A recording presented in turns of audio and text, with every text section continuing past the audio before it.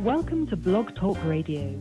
Please enter your host PIN. When finished, press the pound key.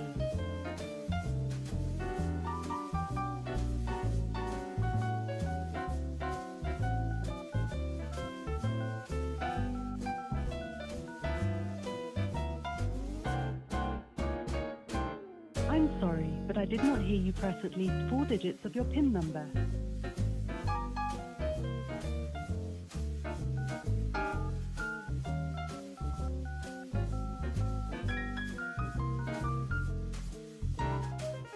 Thank you for using Blog Talk.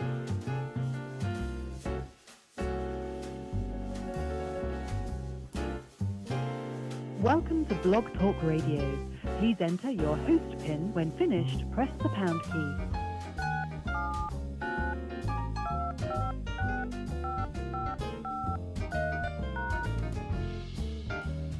To start your show now, press 1. Your show will go live in 5 seconds. 4, 3,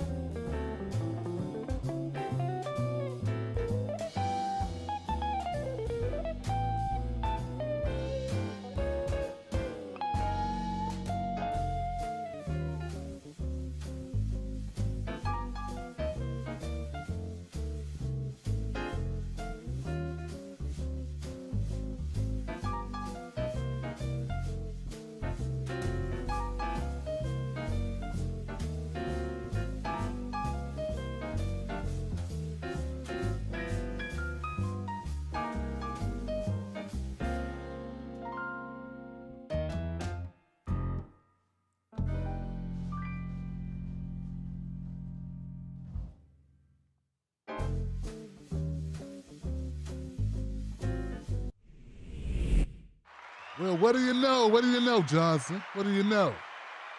What up? What up, people? How you doing? My name is Tim Black.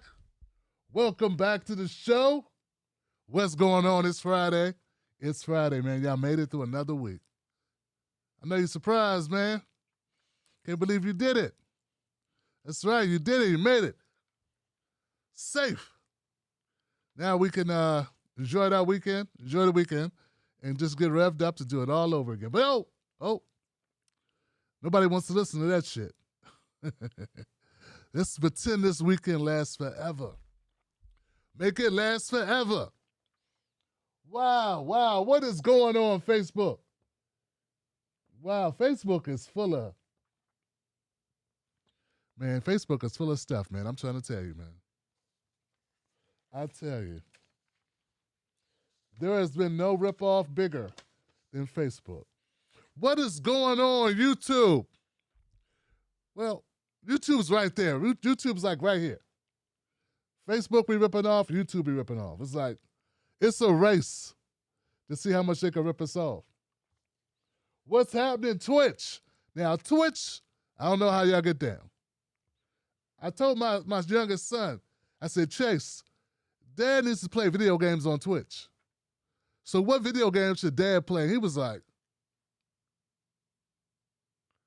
Dad, video games? I'm like, yeah. Old men play video games. He's like, but not you. Not you, Dad, not you. It's like, man, I want to stream on Twitch. And I can't be just streaming shows. Nobody cares. I got to play a game.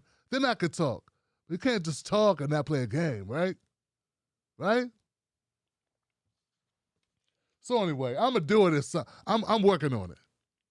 You would think, that's what good is having a 12-year-old son who won't help you out with video games? What's going on? So we got a lot happening tonight. It's Freedom Friday. Phone number's up. 319-527-6212. It's good to hear that the Blog Talk radio service is working tonight. Give it up for that. Because I don't control if the phone service is down. Can only control what's here. Thanks for your support. Thank you.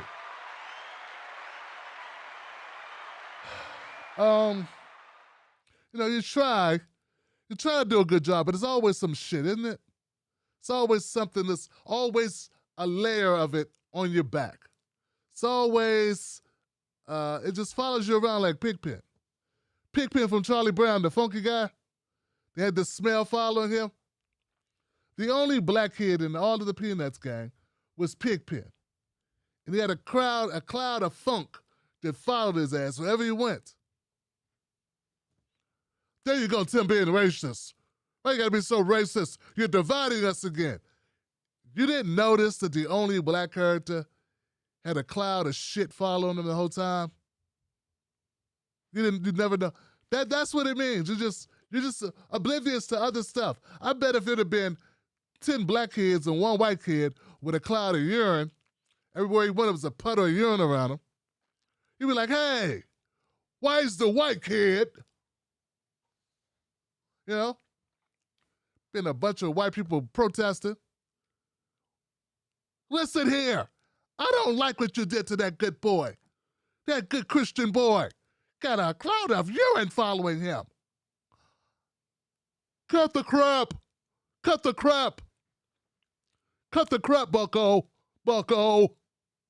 Cut it out. Who are you trying to fool here? Who are you trying to fool? White people would have been mad as hell. But see, when you black and you putting out wrong shit like that, they call you too sensitive. Oh, you guys are just so sensitive. So what is the only black character? And he's funky. Lighten up, it's a joke. Always worried about your self-esteem and your children's self-image. Snowflakes.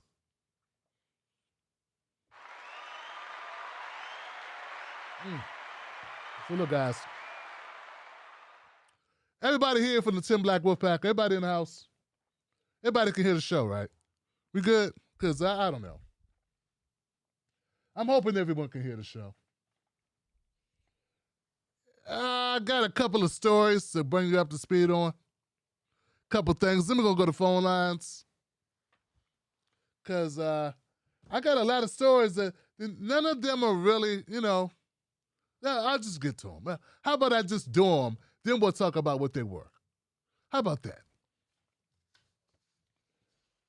Can we start? Okay, I got a list. Of stories.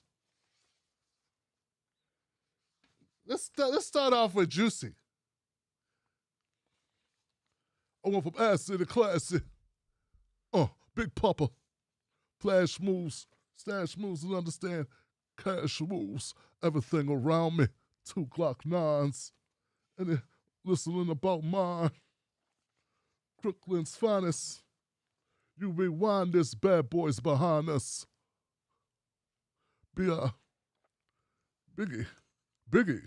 I don't know what. I hear the word juicy, and I'm thinking juicy. Give me one more chance, Big Daddy. Big Papa, give me one more chance. It's been 20 years, right? Lyrics are just in your head. When you're a hip hop head, a real hip hop head, lyrics just stay. Who shot ya? Separate the weak from the obsolete. Hard to creep these Brooklyn streets. Hip on. All that bristling beef, I could hear trickling down your cheek. Sound like Sasquatch feet. Give it up for hip hop. Give it up for hip hop. Stays with you. Stays with you. You grow old, but you never grow out of the hip hop spirit. I'm wondering if a lot of country western fans out there got the same thing. Know when to hold up. Know when to walk away. Know when to run. Achy, breaky heart. Your achy, breaky heart. Your achy, breaky heart. Woo! Got your own thing, don't you? Never went down to Georgia. Never went down to Georgia. I know they was mad when Lil Nas X came out. They're like, what the hell is this? Get my damn rifle. Can't we have nothing? Can't we have nothing after we took it? Can't we keep nothing? Get my damn gun. Ethel, get the damn. If you don't get the gun. What's this on my TV? What is this on my TV? That lip start quivered. What is this? Oh my God! Oh my God! Oh my God! Always some old lady just saying, oh my God, for no reason. Oh my God! Oh my God! Big nasty wig. Oh my God! They take everything. Bill O'Reilly was right. He was right. Rush was right. Rest his soul. Rush Limbaugh was a good man. He was a good man.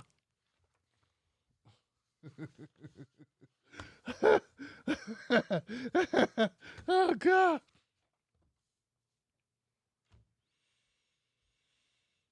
Man. I like Dukes of Hazzard, though. I did. I remember Dukes of Hazzard when I was growing up. Daisy Duke. Bo and Luke Duke. General Lee. Confederate fuckheads. I didn't know anything about that at the time, though, you know? I'm up here rooting for the guys who wanted to keep slavery going. Dip, boss hog. You fat buddy, you fat buddy. You fat buddy. My older brother, we shared a room till he left home, and he left as soon as he could get a chance. He used to watch Benny Hill. He used to watch Benny Hill. And Benny Hill be slapping. I know that was his father. He was slapping on the head. You imagine slapping your father on the head for money? Yeah, I found out years later that Benny Hill, first of all, was a little nasty show. Always end up with somebody not having the top on for some strange reason. We're going to go get some ice cream. Yes, get some ice cream. Uh-oh, she's got no shirt. Oh. His face was always like, oh. Oh. Then he would chase the woman around, just sexual harassment all over the place. And that's what people don't realize, man. Everything in American culture was sexist as hell for a long time. Like, then we got the Me Too movement. I'm not saying it's not a good thing that we have this, but people got to let old people catch up. Because for like ever in America, it's just the way it was. When you hear people talk about Pepe Le Pew, go back and watch some of the cartoons. Go watch them. Oh, my sweet. She be trying to get away from him. Oh, you know? And it was just a culture, American culture was racist. They said the N-word all the time. Nigga on the TV, just nigga. And that was kind of, I didn't really have a problem with that, though. Yeah, I never had a problem with that. You know, it just, because it was usually us saying it, you know? Unless it was a dramatic scene. But the chauvinism, like the women and the, you know, it was, I used to say gay all the time and call people gay, and like things changed like 2012. Y'all don't realize that in 2012, people that grew up in like the 80s, I know it's nothing to you millennials, but when you spent more than half your life a certain way, and it was acceptable, like that's how people were, that was the humor. Like you come and you're born in 2010. You're like, this is garbage. Well, not 10,000, 2000. You're born in 2000. You're like, these people are so disrespectful. You think they're bad. You should have been around their parents. Jesus. Yeah. So I'm just saying, like, culturally speaking, guys, we've come a long way. We got so much further to go. And then whenever we talk about how far we've come, we always got somebody that goes, I liked it better in the old days. Yeah, that's because you're white. Because you're white. But then occasionally I have a black person say something stupid like, I like my racism up front. Yeah, that's because you haven't experienced a lot of racism up front. That's nice to say when you don't know what the, you get up in the morning, you go out to get your paper, and someone's like, hey, nigger, yeah, that'll change your disposition.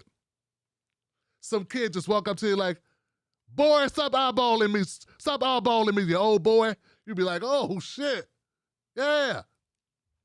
That's when I want to pop up and be like, hey, I thought you liked your racism up front. No, just put it in the back, man. I don't need to know how you really feel. Too much sharing going on. I don't want to know. Too real. Yeah, so, just things have changed. We got to change with the times. We got to evolve. People got to get better. And I'm for all of that. I'm for all of everybody getting better and everybody growing.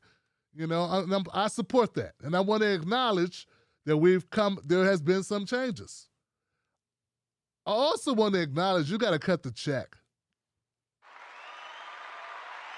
Cut the check. How hard is it? You pay everybody else. Japanese, indigenous people, and the different tribes, Jewish people, Afghanis getting paid. Make it rain, make it rain, make it rain, make it rain, make it rain. We built the country against our will for free, and the country's still here. Our greatest invention is still here. We built it for free. We can't get no interest on that shit or nothing, huh? All that labor. Cut the check. All right. You know what? Back to Jussie Smollett. They convicted Jussie Smollett. Jussie Smollett got convicted, and look, guys, hey, I don't want to clap, but you can do a clap and a loser button at the same time. And a laugh too, because the shit is funny. It's funny, man. You don't see how hypocritical it is that there are people too happy about this shit. Like, it's weird, because he didn't kill anyone. He didn't kill anyone. He lied to the cops. He lied to the cops, like all the Karens do when they call the cops on us. Like the one in Central Park who called the cops on the bird watcher. Yes, the professor, the bird watcher who was so threatening. Called the cops twice. It came out later. She didn't just call once. She called twice, Johnson. You know what she got? No time at all. She took a class on racial sensitivity, and then she sued her employer. Yeah, did you hear this shit? She sued and won. So when I take all this in consideration, I think Jussie's going to come out and be able to sue and get paid for this shit. They did the same crime. I know you don't like them, Fox News watchers. I know you're upset. Here's the thing, guys. No one cares what you think. It's going to be the same rules. Justice's not going to do a day in jail. It's because you can't. How you going to justify it? All the Karens who call the cops, they call the cops on the kids selling water. There's Karens calling cops on kids. A kid bumped into a white woman in the store with his book bag. She called the cops and said he grabbed her ass. When on the tape, it's clearly his book bag. But she just assumed that the 7-year-old kid with his mom and his sister is grabbing asses in the store. She called the cops. It's horrific. They call the cops on us for everything and make up stuff. So look, Jussie Smollett got convicted, and I don't give a shit. I do not. I'm covering this for my audience because I want my audience to know what happened because they work for a living. And this is my job. But I'm not one of those people that's going to pile on Jussie. No, I think it's been overblown. It's like a huge distraction. What, you thought we wouldn't notice Ghislaine Maxwell in the back getting a tap on the wrist if she gets that? You think this is going to... No. You should have slowed down on it then. Because I'm over here looking at the Ghislaine Maxwell case. Yeah, that's not getting past me, Johnson. So, but just so people know, Jussie Smollett was convicted of five out of 6 counts. And I got a picture here, just so you know, in case you want to have a conversation with your friends and you want to be able to discuss this thing, the shit that happened. Let's see. Jussie, Juicy. Here we go. Here goes this. He's guilty. Telling police officer he was hate crime victim. Guilty. Telling officer he was a battery victim. Guilty. Telling detective he was a hate crime victim. Guilty. Telling detective he was a battery victim.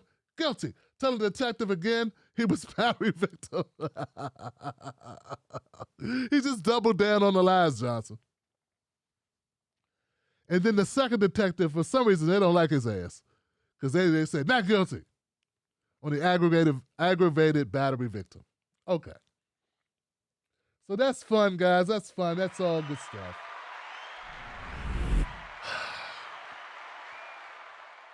So these are class 4 felonies, which means no big deal. But he could do up to 3 years in prison for lying to the cops. And like I stated, I don't expect him to do any time. I know that's really disappointing. It's really disappointing. Now, I remember, and I got to bring this up, because it's a Tim Black show. And I'm tired of all the nonsense I've been hearing. People are like, Tim, you have to respect the LGBTQ community. I do respect you, just like I respect all communities. Somewhat. Yeah, I don't overly respect you. Sorry. No one overly respects the blacks. But I'm noticing not a whole lot of criticism for the LGBTQ people. Hey, I thought when you were gay and black, you were gay first. Ah! Ha ha ha ha! Ha ha ha! I identify as both things. God, Tim, why'd you bring this up again? Why, Tim, we've been leaving this alone. I'm not going to leave it alone. Because the hypocrisy is so obvious, guys. Yeah. Remember just like a month ago, everybody was raving mad because Dave Chappelle said, hey, we're talking about racist trans people. And you're like, no, they're trans. No, there only can be one thing. I just noticed no one's pointing out Jussie's sexuality. And I don't know what's going on. People say they have a relationship with this person, that person. All this stuff came out in the trial. But if Jussie didn't know he was black before, he damn sure knows now. Because all the hate is towards him being black guy. They're going to be using this shit on all of us. And I notice how a lot of the gay organizations have kind of like drifted in the background on this. It's like, okay, oh, this is embarrassing. Go over there.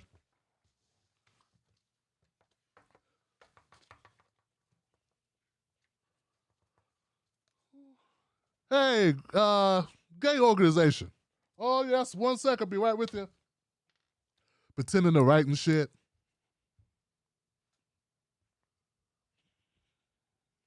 Hey, we got to talk to you about Jussie. Oh, no comment, no comment. Jussie who? Yeah, so I'm not, look, man, I don't care. I'm calling this shit out. So they're trying to give it a Don Lemon. Said Don Lemon may have had something going on with Jussie. Like what? If he, I'm just saying that's what the rumors are starting to say. I'm just saying I don't care. Who cares? If that's true or false, who cares? What does that have to do with anything? I don't know. But they got rid of Cuomo, so they want to Cuomo. They got rid of Chris Cuomo, so they wanted to give it a Don Lemon too. You guys don't realize when the Fox people are just like, it's like there are people so angry with the left, so or how can I say this? There are people that are so pissed off with the Democrats that they don't know when they're being used by the Republicans. Because you spend so much time not trying to get used by Democrats, you kind of take your eye off the ball on the Republicans. Like, both parties suck, Johnson. You got to keep both things in your head at the same time. Don't be used by the Democrats and don't be used by the Republicans. Protect your neck. All right. So we got that one out the way. This is a tragedy right here. Tragedy. This is a travesty. Okay. First of all, I don't know why they keep fucking with Julian Assange. I mean, I know why they do, because they hate the truth. The truth is an ugly thing. It's very inconvenient. When the truth comes out, it makes you look bad, doesn't it, Johnson? This poor guy, I was like, I stopped covering it because so many people was like, they were obsessed with Julian Assange, and I took it personal that when I cover black people missing or black people in jail, that I don't get really support on that shit from the people on the so-called left. And now, don't get me wrong, not everybody's this way. Some of you guys are great. Don't get me twisted. I'm not speaking in absolutes. There are no absolutes. But as a person who's been doing this for a decade, when I was covering Julian Assange, everybody's ears perked up. They was following. When I cover like Khalif Browder, when I cover countless black men in jail for shit they didn't do, nobody gives a fuck. No one cares. No one gives a flying filth. Nobody, okay? Except black people. And the occasional white ally, Latino ally, indigenous ally, Asian ally, I have you, right? Those people, so always know there's always some people that ride, okay? And I respect the hell out of them. Whenever I'm doing this shit, I'm not talking about you guys. You guys are cool. It's these other motherfuckers. You know the ones that want to fill my mailbox up with news about Assange, but don't talk about anybody else who's being fucked over by the criminal justice system. It's like, it's like a million niggas in jail and they won't say a word. So that's, and that's not to take away from what's going on with Julian Assange. But damn it, I say shit because I feel it. And I don't care if you're a friendly leftist commentator or progressive, what y'all call them now? Populist. Go pop a pimple, motherfucker. I'm a populist commentator. Fuck you, man. You're an anti-black motherfucker who's scared to talk about black shit. That's what you are. Who's just worried about and just use money issues and trying to think everything's cool. You got a couple $100,000 I could borrow, by the way? I know you got it. Come on, Jimmy, I know you got it. Come on, Kyle, you got it. You got it. I know you got it. Crystal, come on. I know you got it. You make it monthly. Back to Assange. They're trying to send this guy to the U.S. They're going to extradite Julian Assange to the U.S. And in a way, look, good. Get it over with, motherfucker. Bring him to the U.S. Bring him here. Let him shit on you. Julian Assange, get up there and just pull your pants down and shit on their freaking law book. Just do it, man. Take your hair, put it in a bun, and shit on them. Expose them. Then sue the living shit out of the United States and get your own reparations.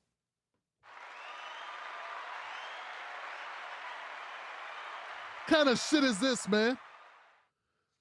All Julian Assange did was take the shit we were doing and publish it. That's all he did. It's like, hey, look what you did.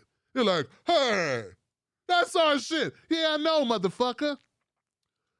Everything we do in the U.S. government is funded by us, U.S. taxpayers. That means U.S. taxpayers have a right to know what the fuck our government is doing.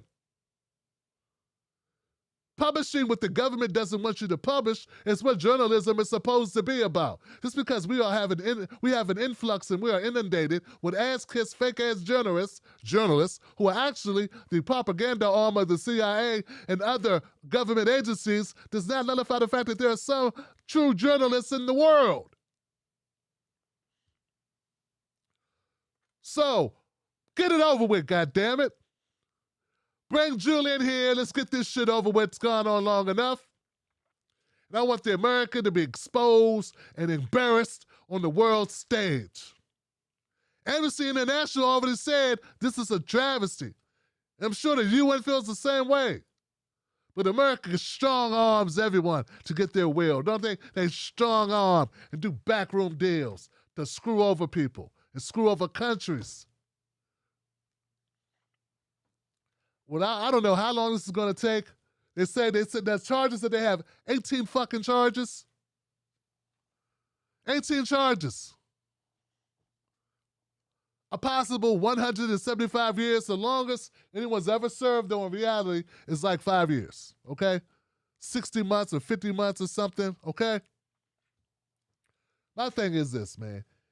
It's like he's never going to have freedom. He's never going to be able to enjoy his life until he puts his shit behind him. And since America won't fucking stop, it's like a stalker. Go away, America. Go the fuck away. Find a new friend.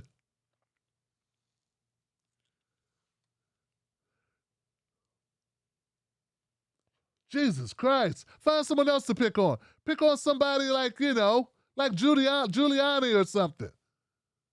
You got Bannon, go after him for a while. Just like Julian Assange has been holding the baton of hate for too long. Julian passed the baton to Steve Bannon. All right, so anyway, hell, it's just horrific, man. It is. It's bullshit. They won't let him go.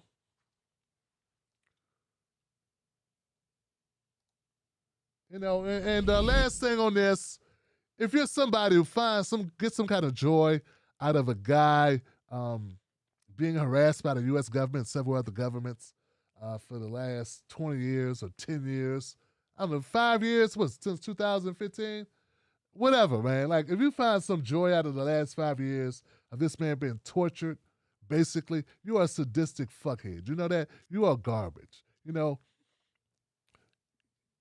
Nothing he did hurt anyone except the powers that be. No one got killed, okay? He didn't expose any points of anywhere prisoner or were civilians or whatever. Like, all he did was show us. And that's how fucked up we are, is that exposing America to America can get you 18 charges, Johnson. That's how fucked up we are.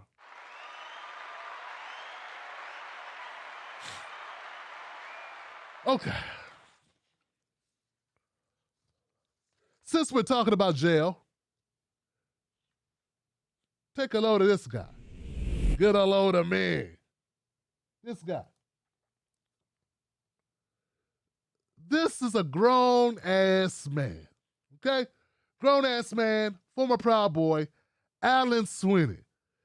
He's 51.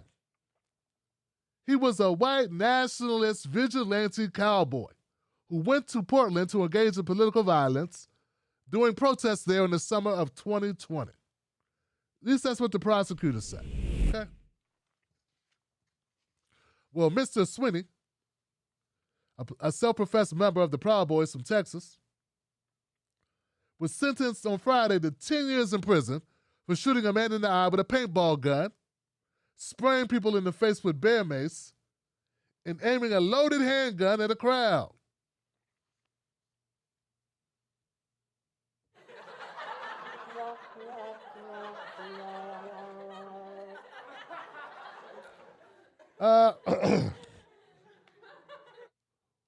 Aren't you a little grown, a little too old to call yourself a Proud Boy? Aren't you a grown-ass man? You got kids. Hell, you might even have grandkids. And you are calling yourself a Proud Boy? That's how delusional these motherfuckers are. This shit ain't normal, Johnson. No more internet for none of you. No more internet. You can't handle it. You join stupid organizations. You do dumb shit in groups. George Carlin said, never underestimate the danger of stupidity or the danger of stupid people in large groups. That's it. Never underestimate the danger of stupid people in large groups. That's what it was.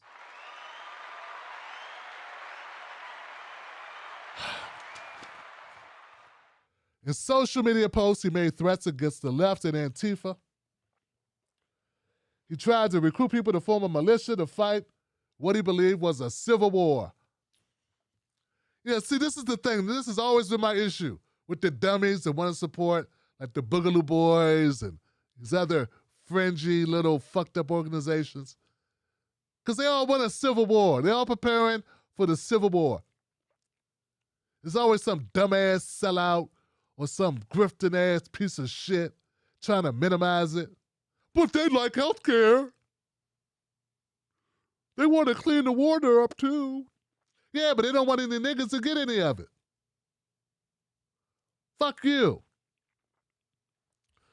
Listen, man. Listen. You don't get to look, you can make a coalition with whoever you want. Just leave us out of it. All right? Leave us out of it. We don't want no parts of it. And when I call you out for it, stop playing victim. Oh, he called me names. He called me names. He called me sellout. He said I sound like a dumb white woman. That's a compliment. There's other words I could have used.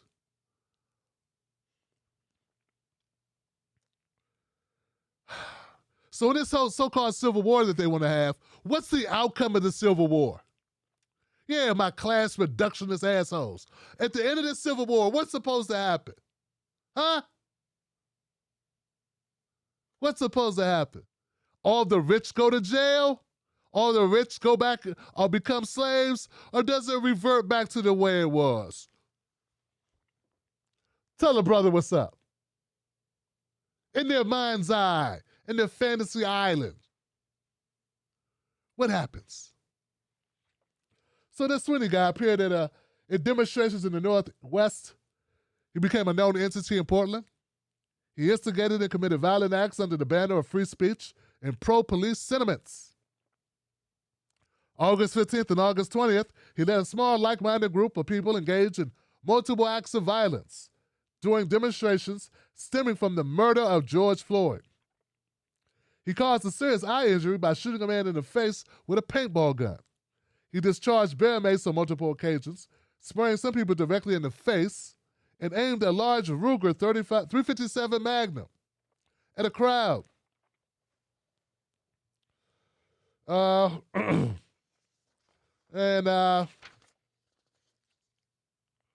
He labeled all the people that opposed him as terrorists. He's shown no remorse for his actions, no desire to change, and every intention of engaging in future acts of violence. He even wrote a letter to Derek Chauvin saying, our country has too many George Floyds in it. It's time to clean house.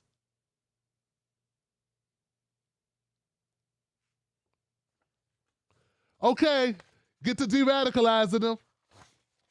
Yeah, get to de-radicalizing them. Here goes a guy. He's ready for the de-radicalization process. Come on, populist left person.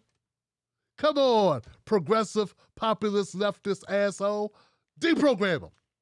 Yeah, make him better. Fix Mr. Sweeney. Fix Sweeney, motherfucker. Yeah, talk to Sweeney and de-clan him. Come on, de-clan Sweeney for us. Yeah, looks like he'll beat the shit out of you. What is that, a mallet? What is that on his head? What is he carrying? Like something out of a Paul Bunyan movie. What the fuck is this, man? What in the Ice Road Truckers? What the fuck is this, man? All right. Jesus Christ.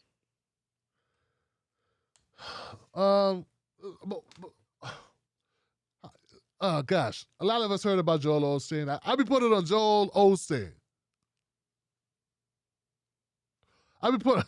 That's his face. Joel Osteen, right? So the guy with $600,000 found in his wall, the public speaker, the inspirational speaker, who tries to push a bunch of, Christians through the walls of heaven, the gates of heaven, with his so meek, speak about the Lord. The Lord is. So they found all this money in his house, or in his Lakewood church. And, hey man, I don't know if he's any more corrupt than any other teacher, preacher, teacher, guy, I don't know. But he's doing really good at it, I can tell you that. There was this guy on TikTok who caught him outside somewhere, and I'll just play it. Hope it's okay to play. We'll find out. It's short, so.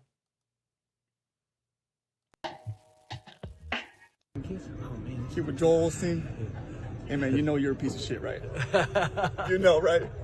Right? Come on, yeah, you know. You know, right? Yeah. Here with Joel Osteen. Hey man, you know you're a piece of shit, right? You know, right? Right? Come on, yeah, you know. You know, right? Yeah. Yeah, you know. Take care, folks. He knows. All right, so that's fun. Fun stuff, Johnson. Fun stuff. Oh, yeah. Yeah. Yeah. White guy's going crazy. Get him, get him, get him. So that guy lost his job because, I guess his boss likes Joel Osteen. Yeah, the guy made that video. He made a follow-up video saying, got shit canned. He's like, oh, yeah, that video I did, it went viral. I didn't expect it to go so viral. And, yeah, I got laid off and I got fired and send money to... Hey, he took one for the team, man. He took one for the team, right? You know what you wanted? He did it for you. All for you. Look, I think it's hilarious, and I have no reason. If you feel that way about the guy, so what? Get him. Joel Osteen. I tend to want to take pictures with politicians and say that shit. Certain politicians I would love to take a picture with and say that they're a piece of shit. That would be more up my alley. I don't know if I would start at preachers, but if that's where you want to start, free country, Johnson. People online, some people online were upset about it, he said shit. Yeah. He called Joel Osteen a piece of shit. He sure did. Hey man, people was, what was it, Go Brandon Go? You know what that means? You know what that means? And they're saying that to the president. So are you really surprised for 4 years, people were saying stuff they were saying F Trump, and F wasn't for fun Trump. Was it like fun Trump? It wasn't fun Trump. They meant something else. So, yeah, it's not that bad. If you compare, it's about even. Yeah, so, I don't know, I think it's hilarious. I don't have a problem with it. People do stuff like that. I'm glad Joel Osteen didn't whoop this guy's ass. See, people are like, well, Joel Osteen's so meek and so Christian. He's anointed. He's not going to respond like, like a person who's not evenly yoked. Like, Joel Osteen got too much money to whip this guy's ass. Too much money. You know what I'm saying? Don't let the smooth taste fool you. Like, I never put anything past anyone. That's how I am. I don't put anything past anybody. That would have been funny if Joel Osteen would have uppercutted his ass right there on camera. Oh, I'm shit, huh? Okay. Yeah. Do one of those moves. How you like that? How you like that when the Lord comes for you? The Lord won't save you, bitch ass. Pow. Drive his head into the concrete. Pow. Oh my God, Joel Osteen's killing him. He's killing him with the guts. Sheep. Give me some lamb chops out this motherfucker. That's right. Think I'm a sucker. Got the blood of Jesus on my hands, mother. You never know, man. You don't know people. You never know people. That's all I'm saying. Never know. You know what I'm saying? Disrespecting somebody like that. All right.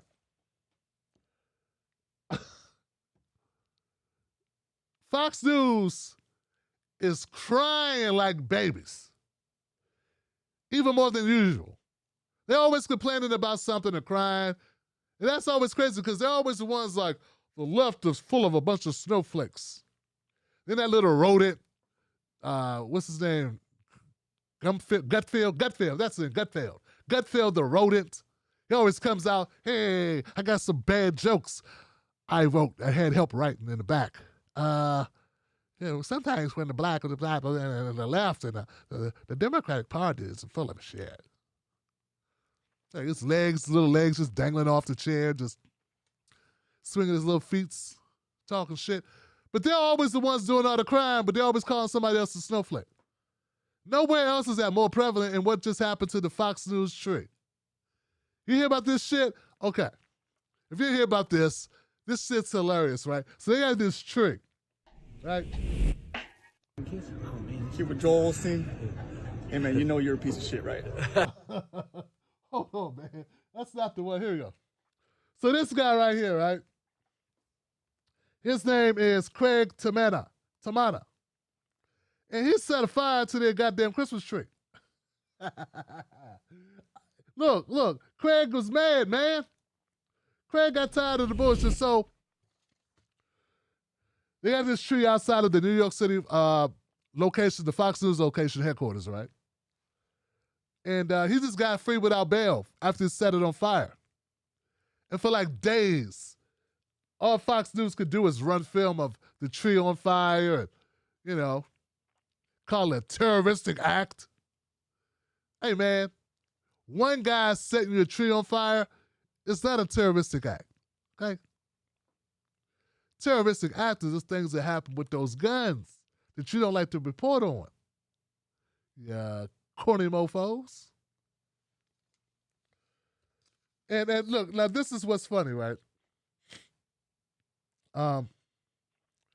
They not only released him without bail, so there's no bail, right? Prosecutors reduced the number of charges against him from 7 to 3. And this is what he had to say. He said, I have been thinking about lighting the tree on fire all day long. He wasn't sorry. He's like, hey, man, it was on my mind. I wanted to burn that fucking tree, man. Allegedly told Detective Matt DeMeo after he set ablaze the artificial tree decorated in red, white, and blue. So they got him on one felony, second-degree criminal mischief, misdemeanor second-degree reckless endangerment, and misdemeanor fifth-degree arson. What else? So I don't know what's up with Mr. Craig Tamana. He may have some issues because he told the detectives he did it. He was thinking about doing it. Then in the courtroom, he says, I didn't do it. The defendant told reporters as he exited the courtroom before hurling obscenities at them.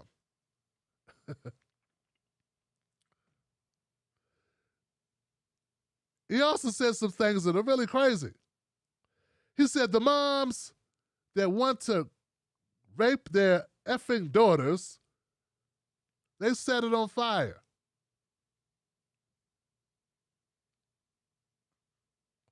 I don't know what that means, Johnson. Somebody's not on medication or something. So anyway, the thing about this is that it's just a tree. And I know it's property, but you know how much the Fox News crowd loves property.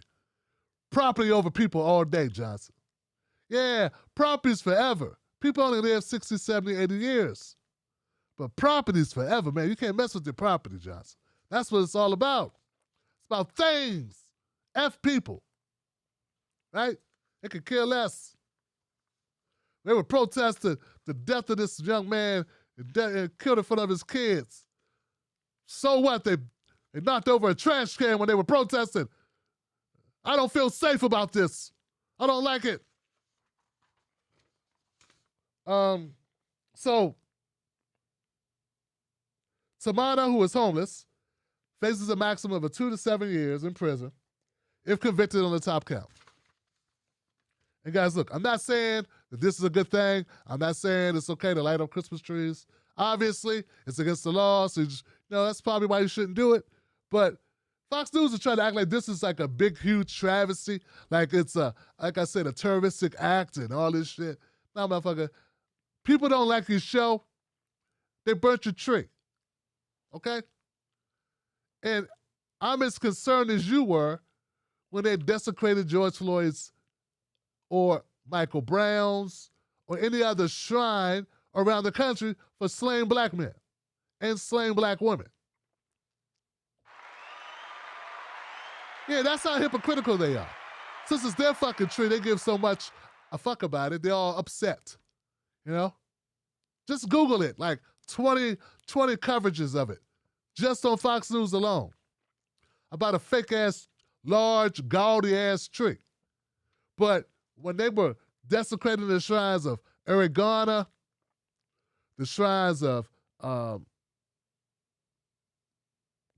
Michael Brown, the shrines of just recently in New York, wasn't it? With George Floyd's? They had a shrine to George Floyd. Was that New York or was that Minnesota? Either way, I don't remember hearing Fox News being all broken up about it, talking about a terroristic threat. It's a tree. A fake tree, okay? No one got hurt. It's a fake tree, asshole. Last thing before I go to phone calls, we talked about this earlier a little bit. Ghislaine Maxwell's trial is ongoing, and there's been a little controversy surrounding an account on Twitter that was tracking the court case. So they would do like updates to the cases or whatever, updates to what happened in court, and all of a sudden it was gone. The account that was tracking Ghislaine Maxwell's trial, all of a sudden it was gone on Twitter. So people are speculating. I saw a couple people make videos about it. Well, no worries, Johnson. They're not the only ones tracking it, okay? There are other places you could go. Here we go. If you got Instagram, you can go to Trial Tracker. And Trial Tracker is tracking it as well. And they're just covering the updates every day. Someone's going to the trial, and they're just putting in briefly what kind of comments and what was said on trial, what the testimony was, what evidence was introduced, and just one way to keep up to date on the Ghislaine Maxwell trial. I am in no way affiliated with this. You can see they're not following anyone back, and but there are a lot of people following it. So if you want to know what's going on with the Maxwell trial, with this horrible, horrible person who did horrible, horrible things, go to Trial Tracker on Instagram.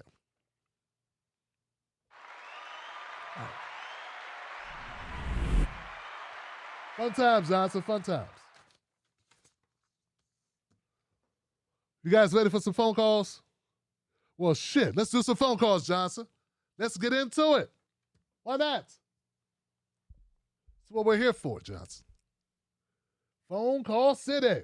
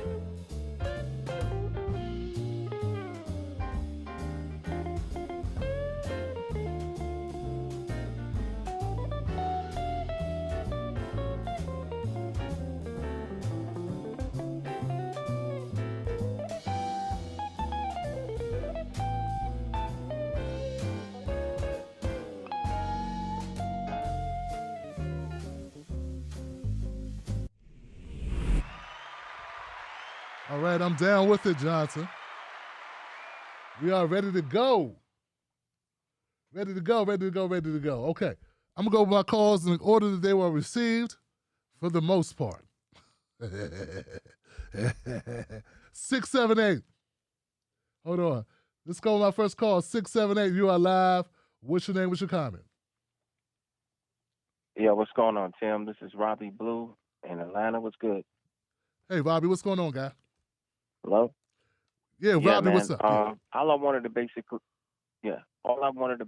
say was with the whole Jussie situation, I want to say somebody told me that there was some kind of way he was related to Kamala Harris.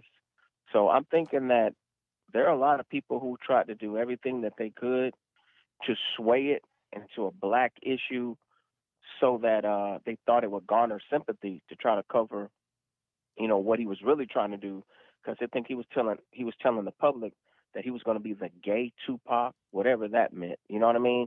He saw this as an opportunity to bolster, bolster his career, catapult his career further, and also, hijack the energy from, our struggle just as heterosexual black men being abused and so forth to, make it into an LGBT issue. So I'm not really surprised by the verdict.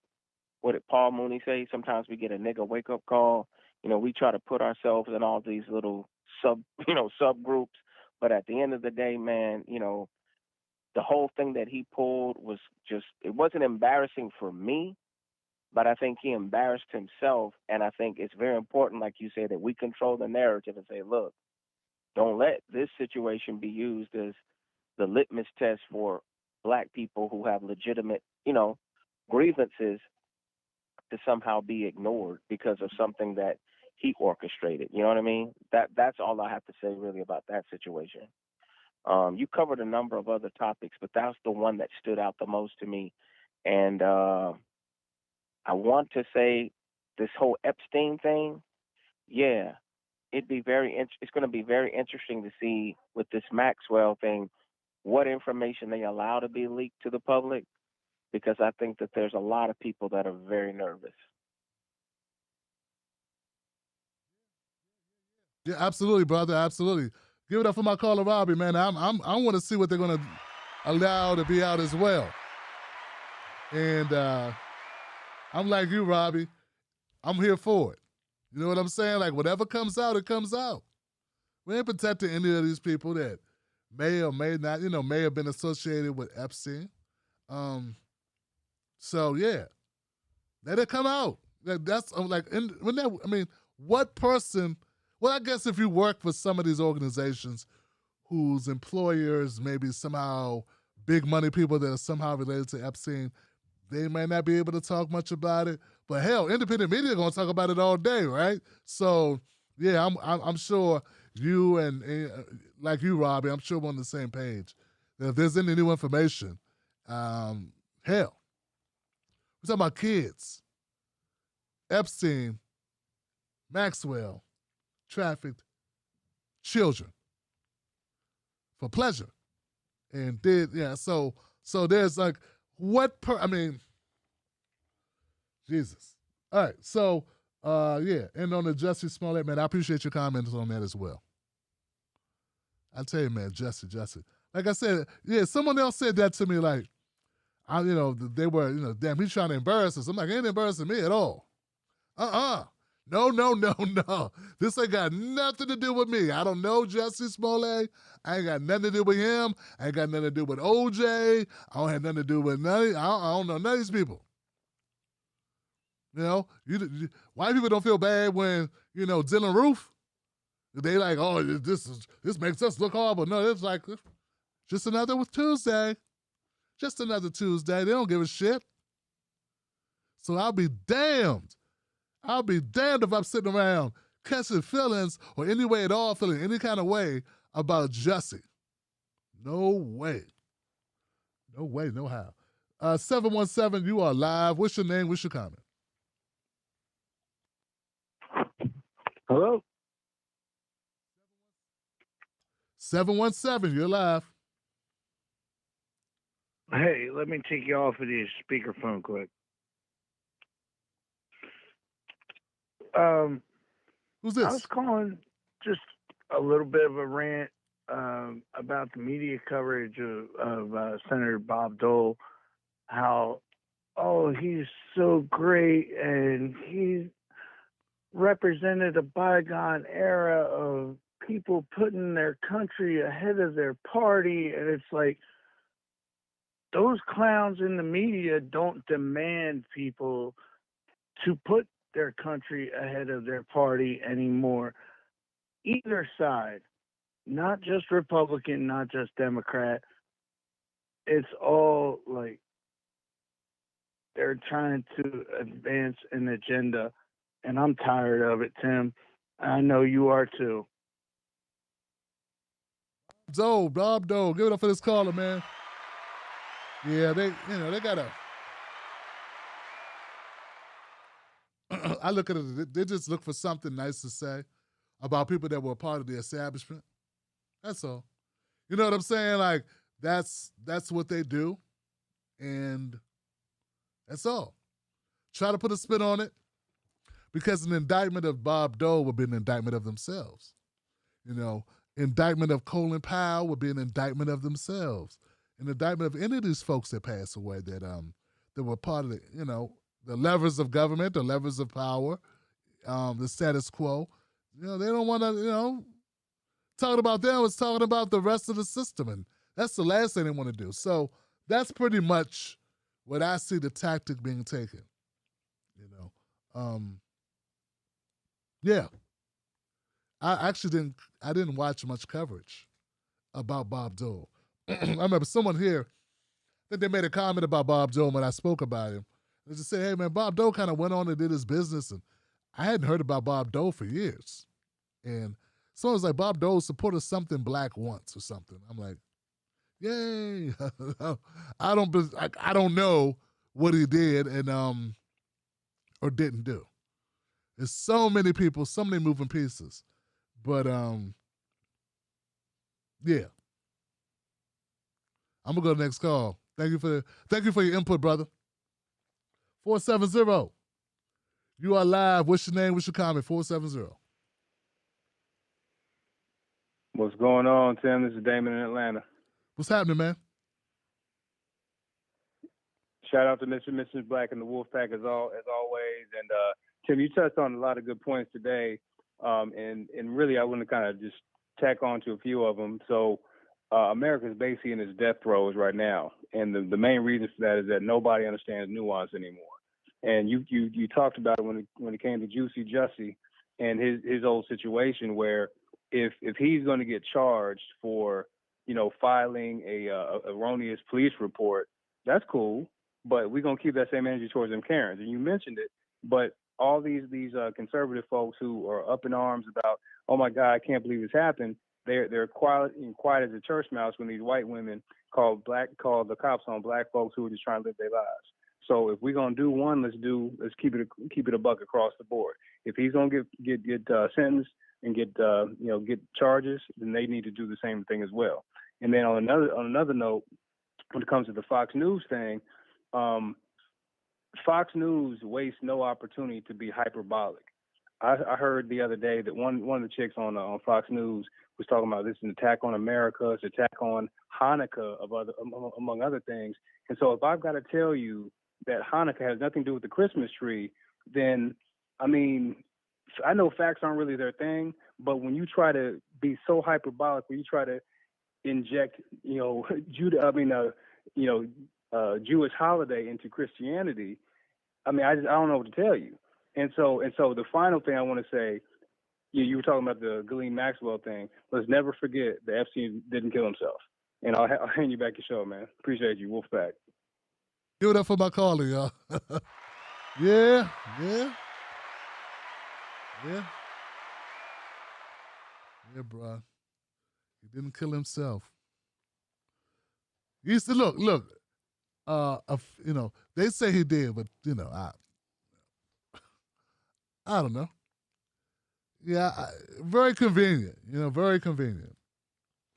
I was watching something. I think it was an old episode of The Wire, and The Wire actually was pretty realistically done because they had a lot of consultants who were police officers who aided them in the production of that show. That was like the requirement of the show was they wanted to stay true to the realism of not only Baltimore, the street lingo, how things are done in the street, but also when they covered the police departments, they wanted to stay true to that as well. And one of the things that stuck out to me was a scene where they wanted to investigate a murder in a prison. So one of the sons, his name escapes me, Bob. I think his name was Bob on The Walking Dead. But anyway, one of the Barksdale boys got killed in prison. He was hung behind a chair. He was hung in prison, and it was an arranged hit. And they wanted them to look into it. And when they went they tried to take the case to the prosecutor, and the prosecutor was like, "Do you have a lead on this?" And they was like, "No." And she was like, "You don't have any, you don't have any evidence or any way to pin this on anyone? Like, there's no suspects?" He said, "We're working on it, but we don't think he killed himself." They said, "Well, if you don't have any suspects, we don't like to just put red on our books. So we don't want an open murder case without someone to charge it with. So when you have a suspect, then we'll consider making it something other than a suicide." So the point is, at least in that show, which is very true to they try to be very true to the actual subject matter at hand. When it comes to cases, man, they're not trying to put cases on people, on the system that are unfounded or unable to be proven. They would much rather go with a suicide as the label of instead of a homicide that they can't clear. Particularly if that homicide is going to point up the chain of command. And that's also what I noticed. They made some people take a fall guy. There were some guards that got punished. I know at least they were terminated. I don't know if anything else further happened, but there were a couple guards who were terminated because for some reason at that particular time, both of the guards were either away from their post or asleep or went to the bathroom or some other crazy reason why, Epstein wasn't being watched. Like this high-profile prisoner, all of a sudden, no one's watching, there's no cameras, no one knows anything, So, yeah, so like I stated, and I went on the record, and I stated, I didn't think Maxwell was going to make it through this. I just think she really knows where the bodies are buried. You know what I'm saying? But from what I'm hearing, I don't know if she's really exposing anything.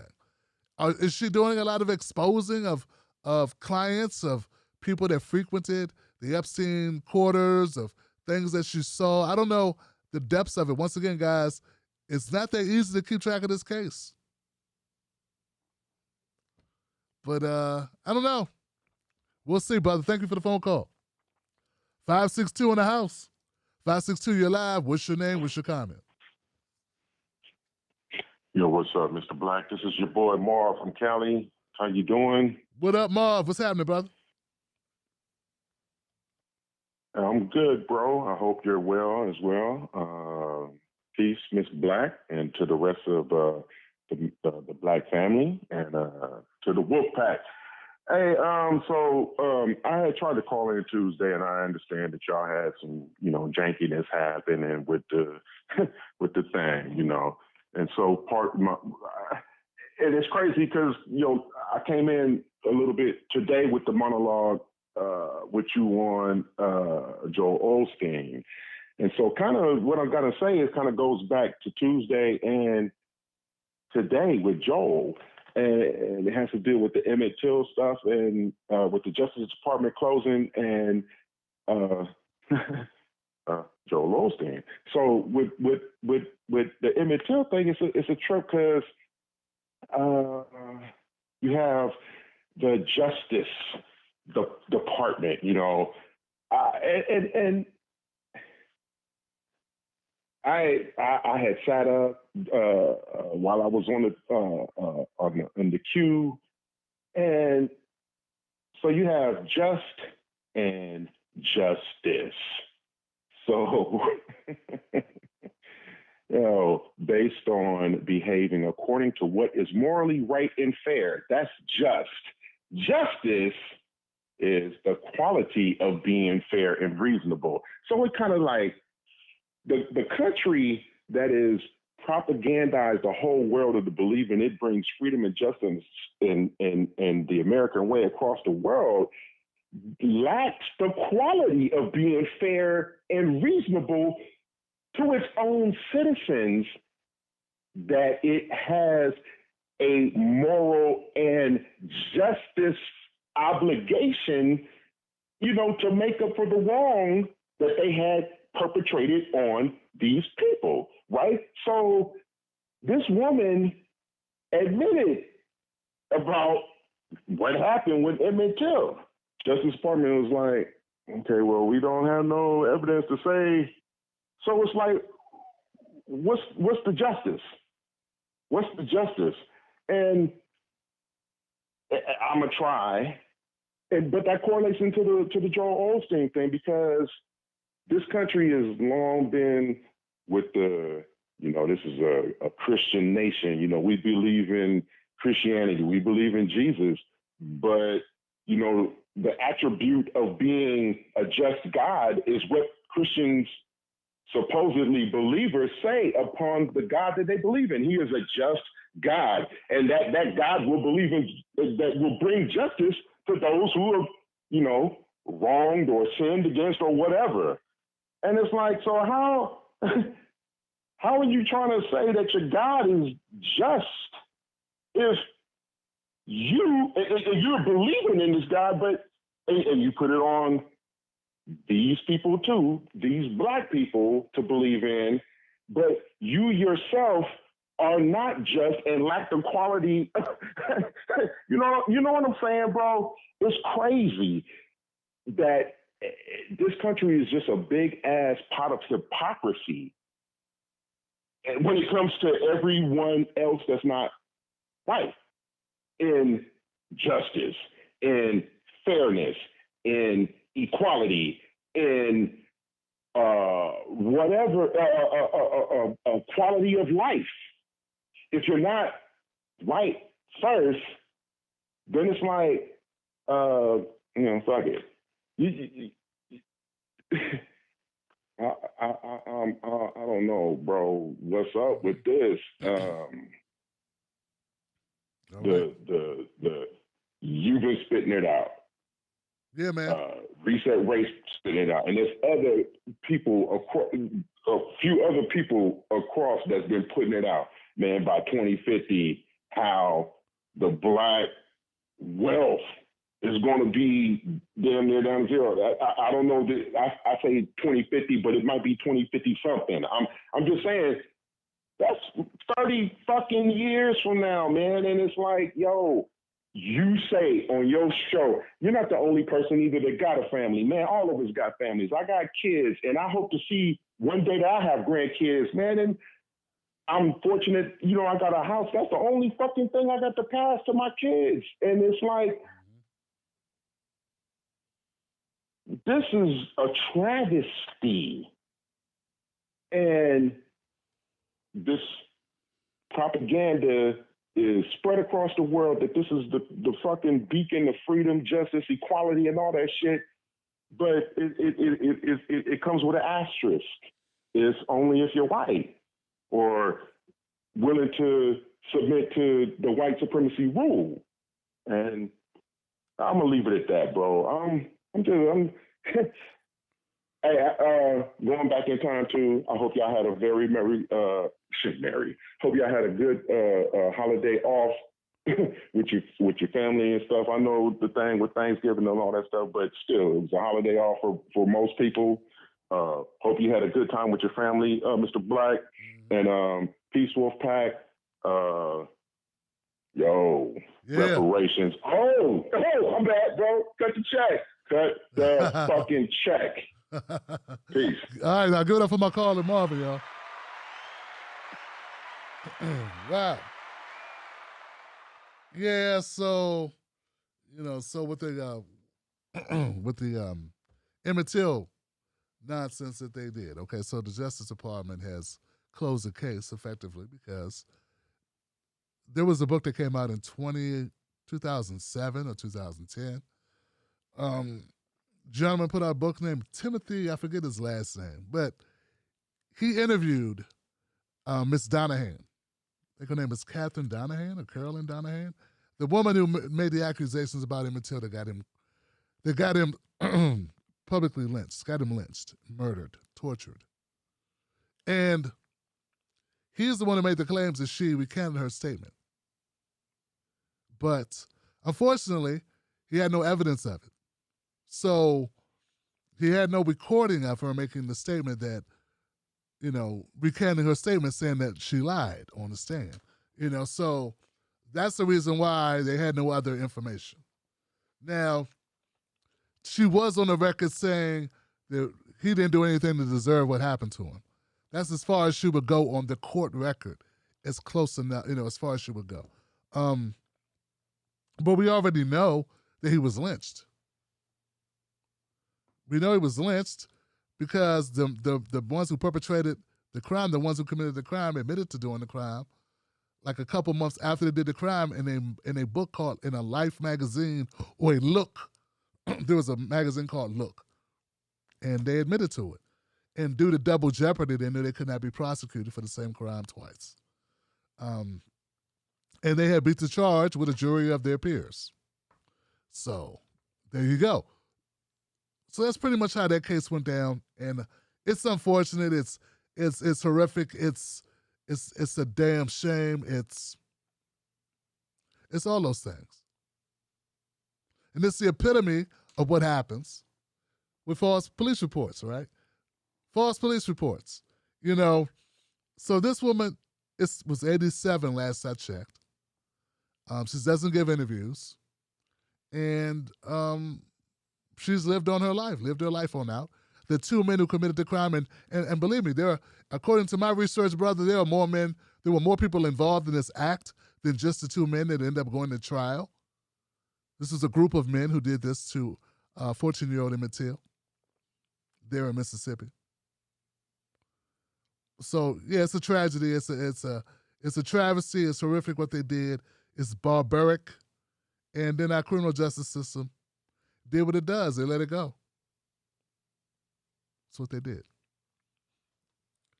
And just looking at the imagery of the trial itself, of these two white men smirking about the murder of Emmett Till, knowing they had nothing to worry about. They were like celebrities,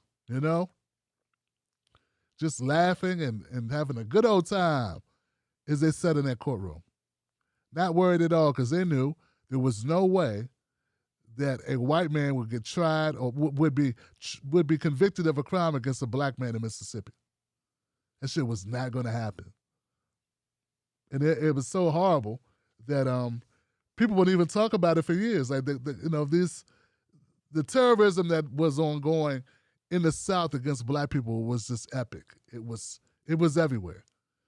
It was terrorism initiated by the Klan and other white nationalist groups and individuals against black people on a constant basis. Now, to your other points, Marvin, man, as far as America and democracy, brother, I mean, we're on the same page on that stuff. And the hypocrisy of justice. I do want to say one thing though, and I want to make this clear. I know how can I say this? America screws over America. America is corrupt as hell. I really believe that America doesn't give a shit about anybody in particular. Okay? But they make their choices when it comes to white supremacy. I agree with that as well. But I've covered cases of white men being killed by cops who didn't get justice. I've covered cases of corruption and whole communities being destroyed by whether it be water, whether it be pollution, whether it be we talk about the opiates, we talk about these. So like America really doesn't care. But when it comes to black people, I always say, guys, there's always an extra black tax that we pay. As corrupt as America is to white people, they are extra corrupt. It's like they take it to another level with black folks.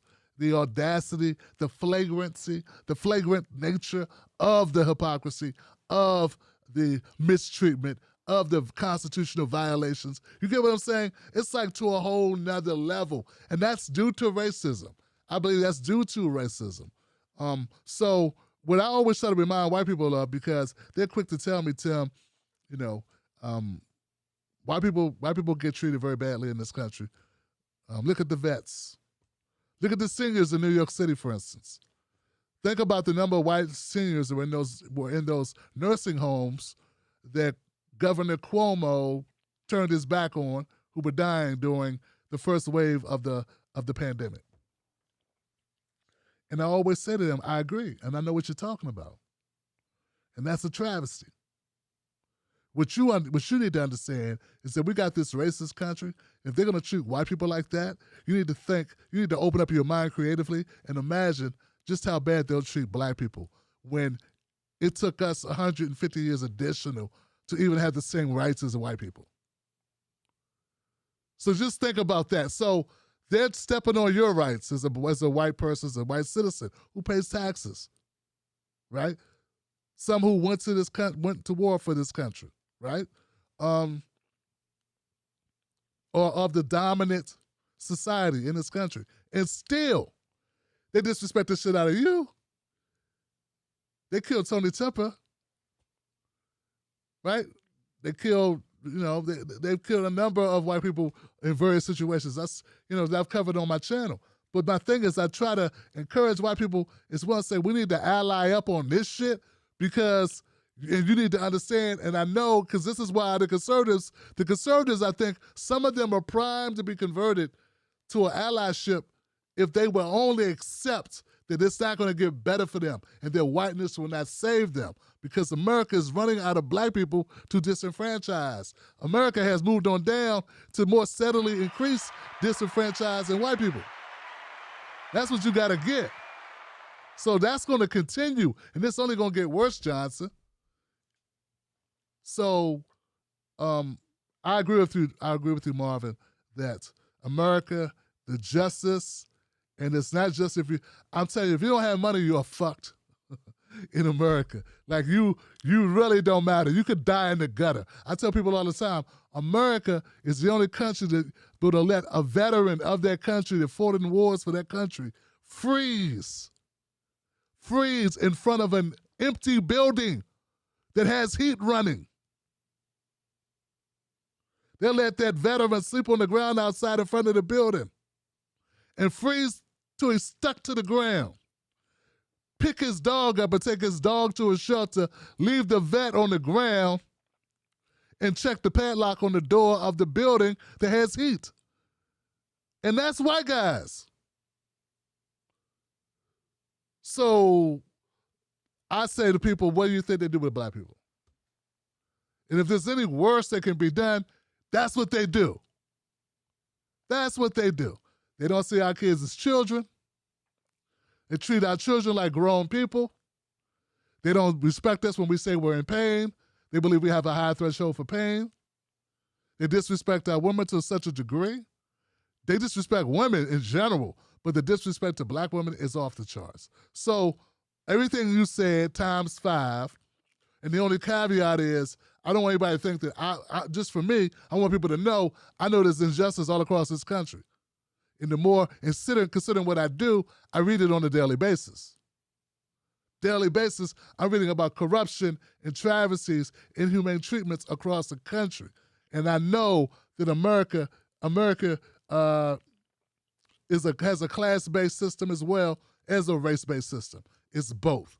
And that's what we need to have people come. But I personally never overshadow the class aspect. So there are people that I used to call myself colleagues with who always overemphasize the class issue and leave out the racial issue. When we know when they see us coming, they see you as black first.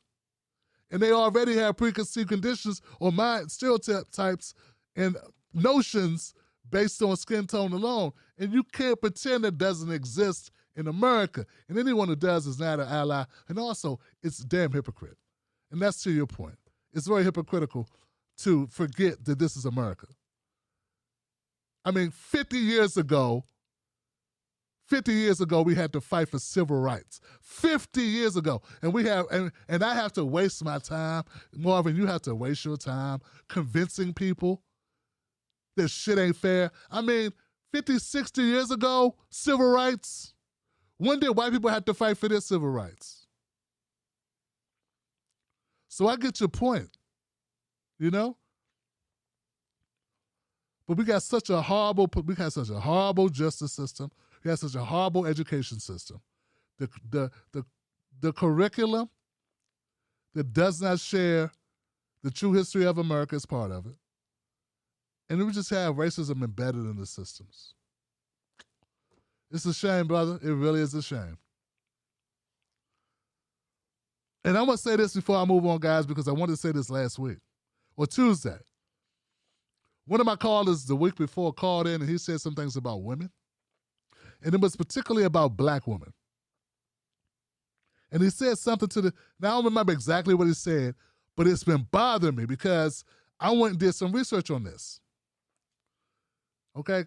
And look, guys, when I don't know a subject well enough, or when someone calls up and they bring up a point, I will look into it. And his argument was that some of the statements that a caller made earlier about women or about feminism, I think it was about feminism. And he was saying how we need to protect women and how women are treated. And there's been a history of black women and black men fighting for equality side by side and these things. And that's sort of what I wanted to defend, was the history of black people having to fight and unify in order to fight for our rights and to survive in America. But while I'm doing that, guys, and I think that's a noble thing, and I'm going to continue to do that, I don't want to give the impression that I don't realize that black women have it harder. And I don't want to give the impression that I'm not recognizing the number of domestic violence cases.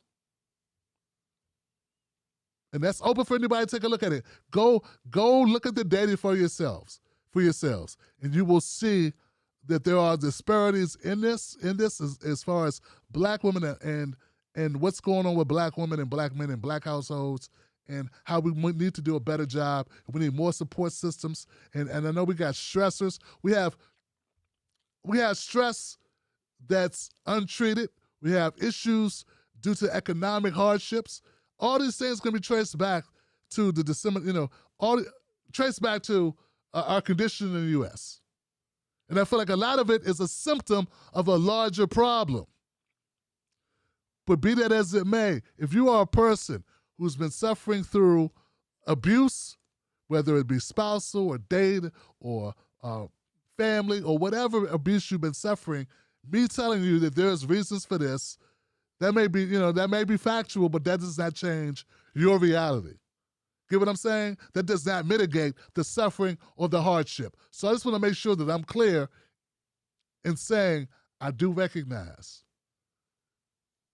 that the way that we treat one another, we must do a better job. As black people must do a better job. And just because I feel that me and Mrs. Black have a certain relationship, that's not every relationship.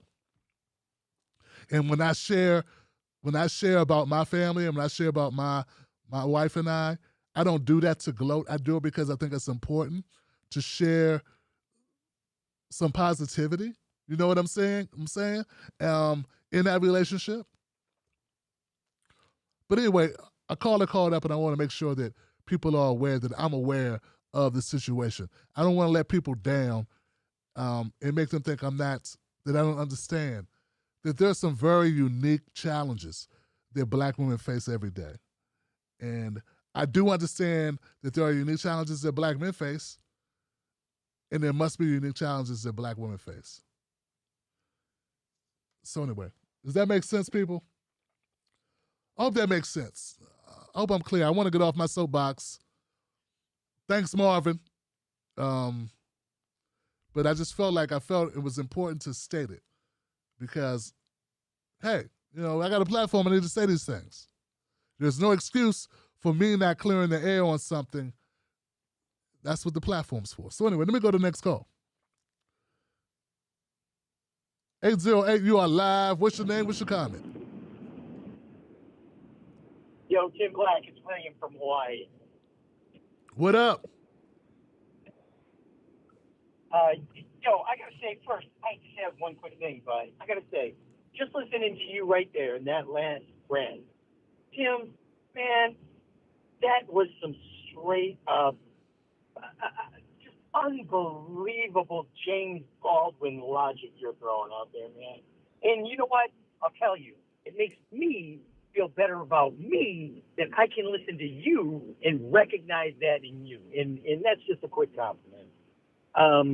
Thanks, brother. We were talking a while ago about the Kyle Rittenhouse thing. And, it's hard. I was having a hard time making a point about this, about how, as a society, we need to look at that decision and embrace it, not to buck up against it. And I think the perfect example of what I was trying to say in that point is the case of Crystal Kaiser right now. Now they're totally re-examining Crystal Kaiser's case because she was not allowed in her hearing to use a self-defense as her defense.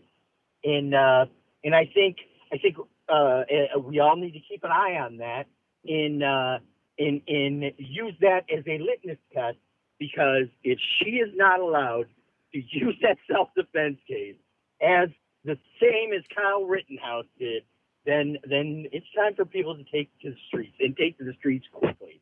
And I just want to say one last thing. I'm going to say it proudly. Tim Black, I love you, man. I love black people. I know you folks. I know you are the most vulnerable. And if we sit back and we let this part of our brothers and sisters, of our population, fall to this hierarchy, the rest of us are doomed. And I will say this, and it'll be the whitest anybody will ever say this that you will hear. Cut the check, brother. Thank you, man. You got it, brother. Thank you for the phone call, William from Hawaii, brother.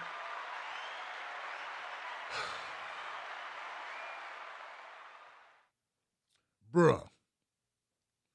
I understand your sentiment, William. I understand your sentiment, and the Crystal Kaiser story is such a different story, in my opinion. It's the story of an underage girl, a child, shooting and killing her oppressor. You know what I'm saying? So to me, that's a different story. But the person who was breaking the law and abusing her and trafficking her. There is another story like that. What's her name? I covered it. There was another black child. There was a documentary done about this young woman. Similar situation. Picked up by some man. She was being pimped by some man, some older black person, pimps her out. She got to go get money. He was a John. He brought up guns or something. She's at his house. She's a child. She can't consent to sex with a grown man. Something happens. She kills him. Same story. She was in jail for about 10 years, I think it was. So there's been a precedence of black women, for instance, defending themselves from human trafficking type situations, sexual abuse situations. Of course, I think they're using anything they can use because Kyle Rittenhouse is recently in the news, but it's not very similar in my opinion. There's a case of a woman who was being attacked in her home who shot at an aggressor and the bullet went in the ceiling and they got her for attempted murder, though, or something. And that case is 10 years old and she's still fighting for her freedom. I don't know what happened with that case. Centoya Brown, thank you, Sound of the Times. So these cases keep happening, and I just gave you three cases of three black women who shot in self-defense who did not get the benefit of that.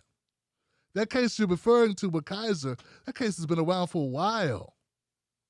She's out on bond. She had GoFundMes that I know did not reach the multiple millions of dollars like Kyle Rittenhouse. I mean, his thing is so politicized. There you go. So politicized. It's being used as a tool by the right. And like I say, man, I'm always cautious. I don't want the Dems using me. I don't want Republicans using me either. You get what I'm saying?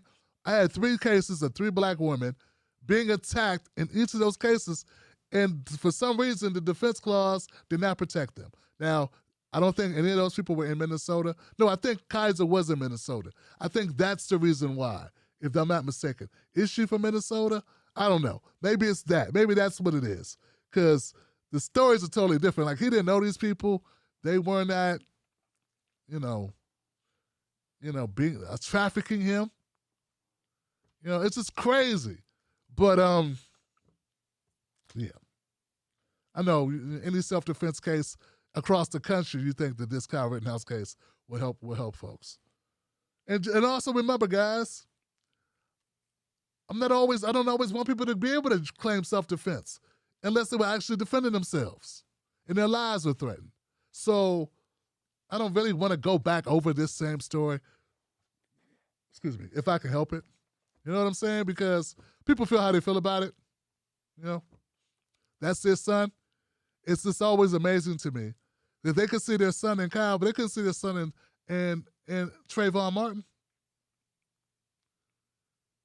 Like, he's not a son. He's the thug. But so we go over and over this situation. And meanwhile, Kyle's famous. Just like he said he wanted to be on his TikTok. I want to be famous, bruh. Before this all happened. That's what he wanted, and damn it, that's what he's got. So give it up for that.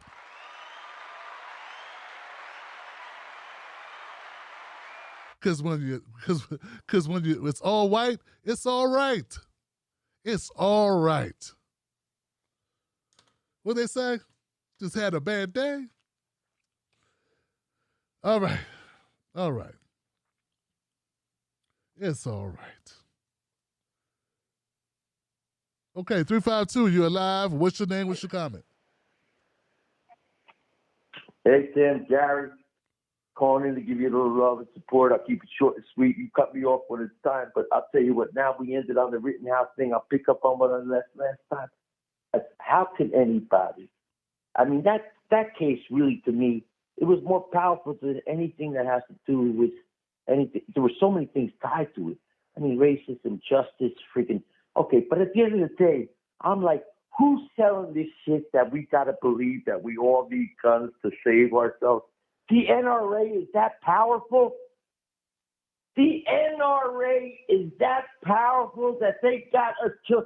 I mean, I was watching 20 years ago with the Columbine thing, and I thought that's as bad as it could get. When a kid brings a gun into a school, we're going to get over this shit, and we're going to fucking crack down on who carries a gun. And ain't nothing changed in 20 years.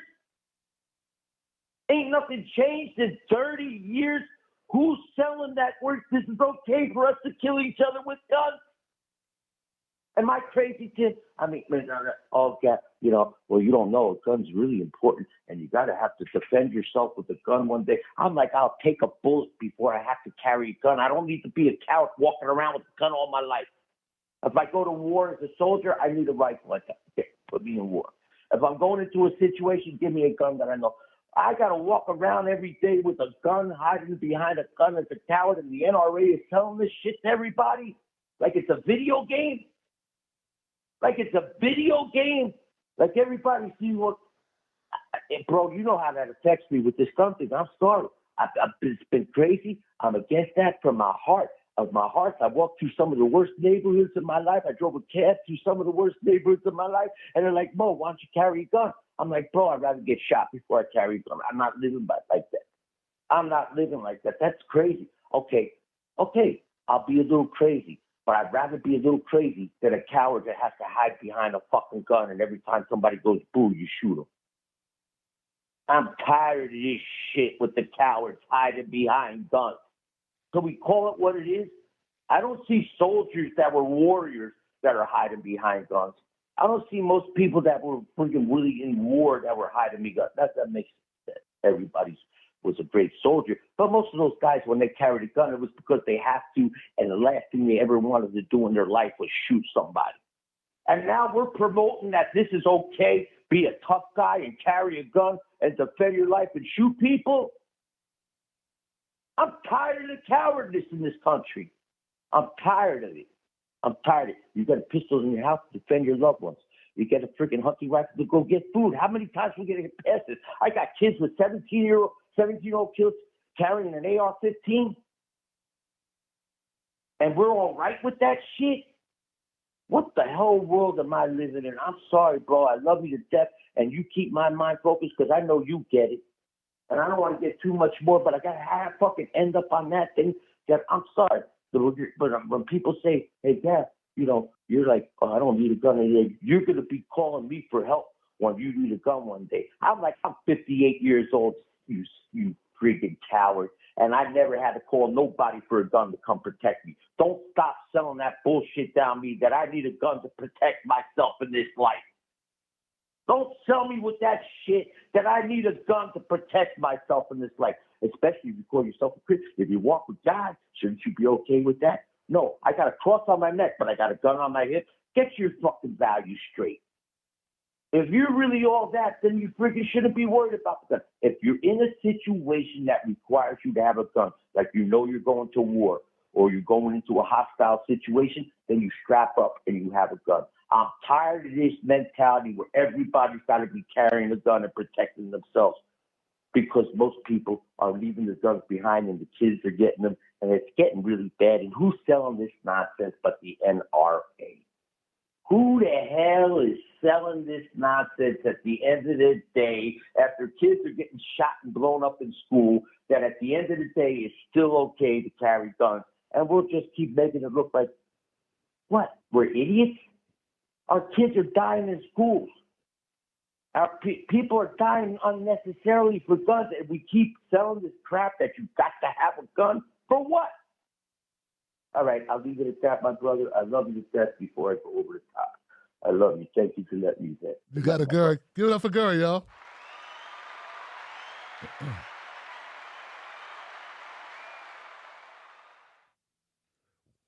Wow, brother. Wow, wow, wow. And you know what it is, Gary? They know they could get votes out of it. So it's a double support, a double incentive, because first of all, they get the gun industry makes a lot of money for a lot of folks who have investments in guns, and it's also a great wedge issue politically that gets to rouse up the base. So that's why they love it. And here's the deal, guys.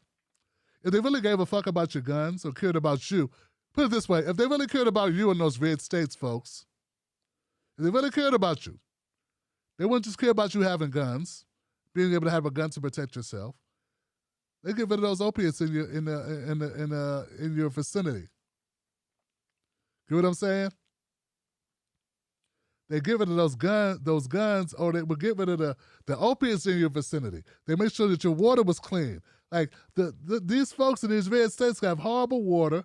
They're overflowing with opiates, and then they got guns. They say, well, they want you to have guns because they, want you to be able to protect yourselves, because they care about you being able to protect yourselves. If they really cared about your life, they care about your water, your air, right? These things would matter to them. They don't. Get what I'm saying? Because there are other things that'll take your life as well. And folks, let's just be real. Most people who die from guns die from shooting themselves or suicide. That's where most gun deaths really come from. Not some intruder in your house. So don't get me wrong. Yeah, I got to imagine if someone did intrude on your house, it'd be a good time to have a gun. Don't get it twisted. I'm a realist. I get what you're saying. And more power to you if that situation ever were to befall you. And let them get what's coming to them if they threaten you and your family in your own home. But what I'm saying, folks, is we know most cases what happens.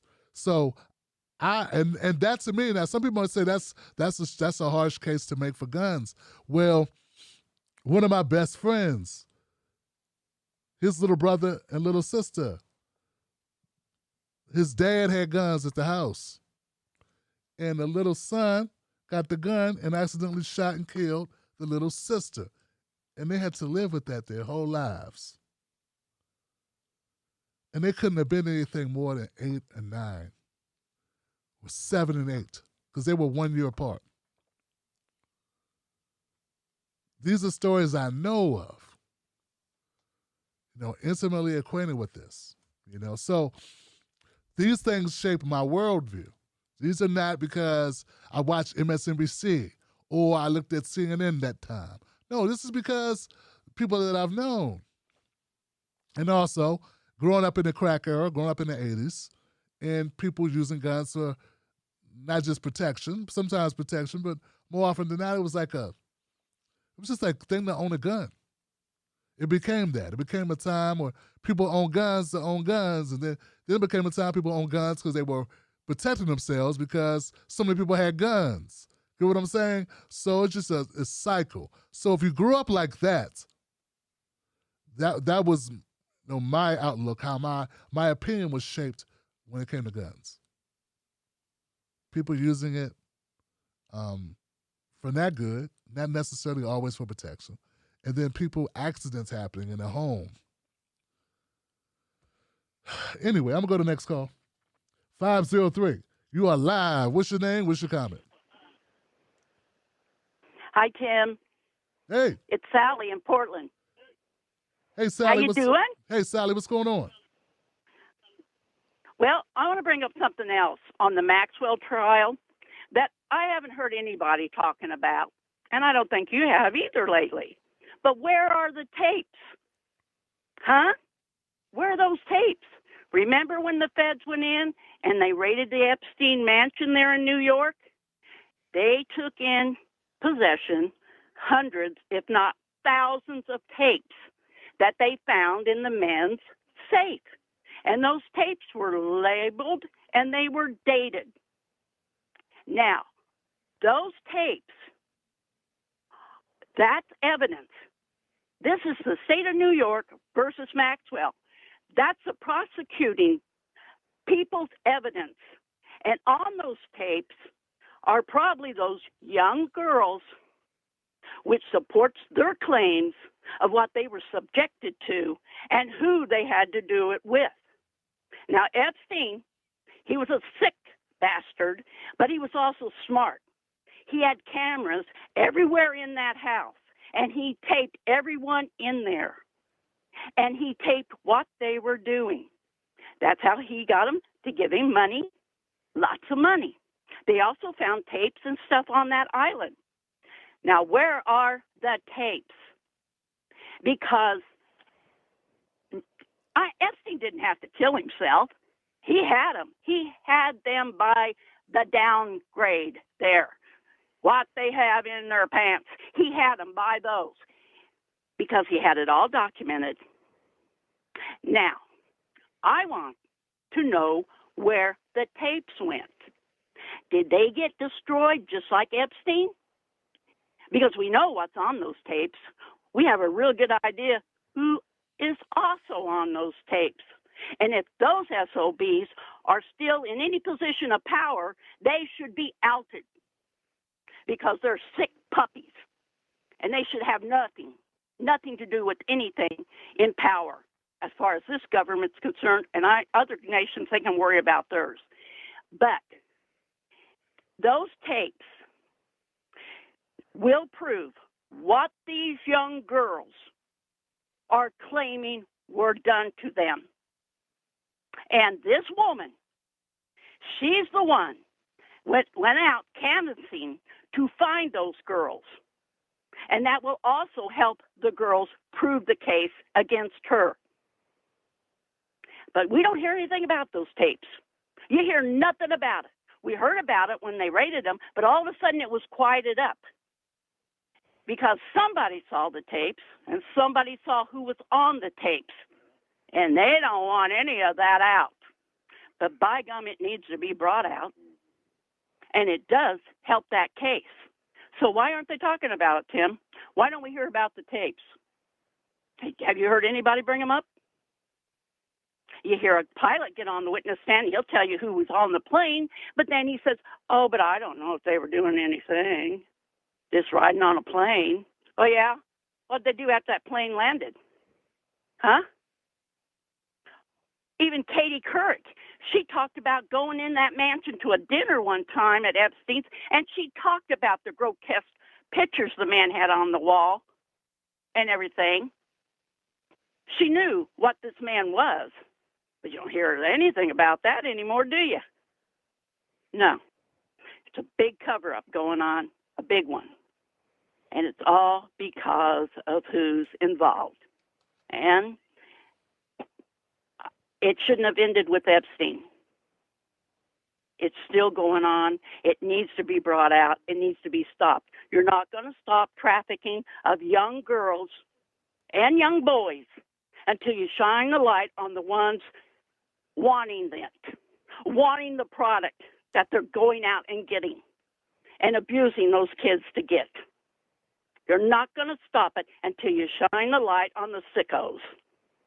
Well, that's my rant. You know I love you. You know I love the wolf pack. And have a great holiday if I don't get the call in before then. All right, guys. Yeah. Sounds a little bit like the Laquan McDonald case where they shot a kid 16 times and sat on the tapes. Whole entire police force of Chicago did that. Entire police force, all the way from the mayor, Rahm Emanuel, all of them sat on the case. I mean, it's just somebody's life. Yeah, I don't know what was on the tapes. I haven't been covering the case. Haven't been following the case. So I don't know who was on the tapes. I don't know who hasn't turned over the tapes. I don't know if the tapes are in evidence. I don't know. But I know if somebody's on those tapes, hell yeah, they're going to fight to suppress it, just like the police department would suppress tapes of their own officers killing kids. Happens all the time. I don't know why people think it would be different here. So you think rich and powerful people wouldn't suppress tapes? Got no-name fucking cops suppress tapes, doctor footage, plant evidence. It's just like, I don't know, man, it just gets a little, I don't know, it just seems a little weird. I mean, right here in Baltimore, right up just 20 minutes from me, man, cops getting caught planting drugs on people with their own fucking body cameras. I don't know, did they suppress that story? People didn't hear about it? People getting sent to jail 10, 20 years, black kids in the city getting sent to jail for crimes they didn't commit because the cops are planting drugs on them, planting drugs in their vehicles. Didn't hear about that? So, there's a lot of corruption. There's corruption all up and down. If you're saying there were a bunch of powerful people that went to Epstein's mansion who were in tapes, I wouldn't be surprised at all. I mean, they're covering up. They cover up for bullshit cops, framing no-name kids with drugs. Of course they would cover up if powerful people like, some people said Fidel Castro was at the mansion. Yeah, man. I mean, are we really going to act like we're surprised that they would cover this shit up if that's the case? Come on, Johnson. I mean, we're really going to act like that? We're going to act like we're really surprised. They lie about the most petty shit. They suppress the most petty shit in cases. Someone's going to be trying to make a movie that this is inadmissible, it was filmed without knowledge or whatever. I don't know. I can see it happening, I can see them coming up with all types of bullshit. But no, I haven't heard about it. Once again, but then again, I haven't been following it. I'm pretty sure if they had tapes released at that trial, they'd be talking about it. And believe this, I don't think the media is so corrupt that they would let money get by. 90 seconds. So if there was an opportunity to exploit it and able to, I don't think the media is not talking about it on purpose. Because if it's get put out, I know Fox is going to put it out. Someone's going to put it out immediately to make money off of it because the corruption, the greed always transcends the corruption when the opportunity presents itself, if that makes any sense. So there's a lot of, I can tell you 60 seconds. I can tell you time and time again of police, law enforcement suppressing tapes, suppressing evidence to protect officers. I've done so many of those cases, my eyes just gloss over with the number of cases I've covered where that's happened. That's what they do. So no, I would not be surprised at all that they would suppress tapes. But I also believe if the tapes were able to come out, if someone could leak those tapes out, they sure as hell would, because it would be a humongous payoff. And money is going to speak louder than anything else. So, anyway. 10 seconds. All right, I'm going to go next call. 720. 720, you alive. What's your name? What's your comment? What's going on, Tim Black? This is King Liquid from Colorado. What's happening, brother? I was just giving you a call I'm doing pretty good, brother. Enjoying the show tonight. I just wanted to give you a call real quick because I wanted to extend a mighty Black First salute to you and say thank you for identifying candidate Tamara Johnson Shealy. It's so good to see somebody that's going to actually speak about reparations, somebody that's going to speak in the interest of Black folk. So thank you for doing that, brother. And I also wanted to say to your caller Marvin earlier, when he was talking about 2050, Black American wealth reaching zero, not if I got any goddamn thing to say about it. Because as far as I'm concerned, us reaching a zero wealth, that depends on what we do. I think it's important for Black folk to remember that we have over $1 trillion consumer spending dollars. And in the last 3 years, because of COVID, we've had more Black-owned businesses that have been created than probably in the last 10 years. So it's about what we do. And I appreciate your show, brother. That's my comment. That's my call. I'm going to get on out for now, and I send peace and blessings to you. All right, brother. Thank you for the phone call, man. I appreciate it. Thank you for the support. The numbers are daunting. The numbers are daunting, brother. And yeah, those numbers about consumer, people have to consume shit in order to live. You know? And that's average. Don't get, it's on average about the 2053 number, about zero wealth. It's a lot of debt, right? So most Black wealth was tied up in their homes. And due to the Great Recession of the housing crash, the robbery that took place with Wall Street and the banks, and the fiasco with the credit the loans and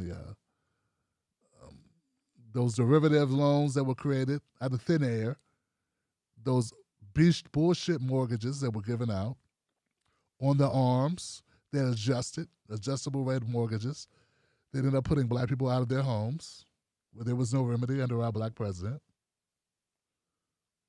A lot of wealth was lost. A substantial amount of Black wealth was lost. But make it be known, it was already very little Black wealth. We're at less than 2% of the national wealth, brother. Less than 2% of the wealth in this country is held by Black people. That's just the way it is. That's just the numbers. Once again, that's, and of those that do have it, it's mostly held by boomers. And Black children are more than 3 times more likely to go back into poverty, even if their parents are out of poverty or in middle class. So, and that's due to lack of money, lack of being able to pass down wealth to your children. You know what I'm saying? So we say all these things, I talk about it ad nauseum. I go over it. It is what it is. People get tired of hearing it. They want to hear about, they want to hear about the stuff they want to hear about. It is what it is. But I'm going to continue to say facts, inconvenient, uncomfortable realities of the world, And but I appreciate you, man. And it was great to have Miss Johnson Shealy on the show. I wish her much success, and we hope to have her back as we get closer to her in actual election time. 832 in the house. You are live. What's your name? What's your comment?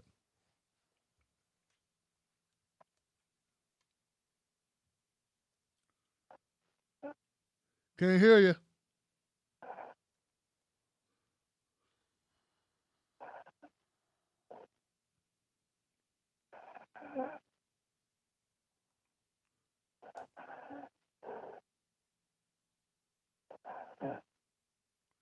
Not working.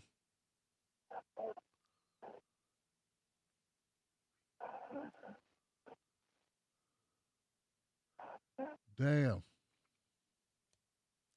All right, Johnson, that's a...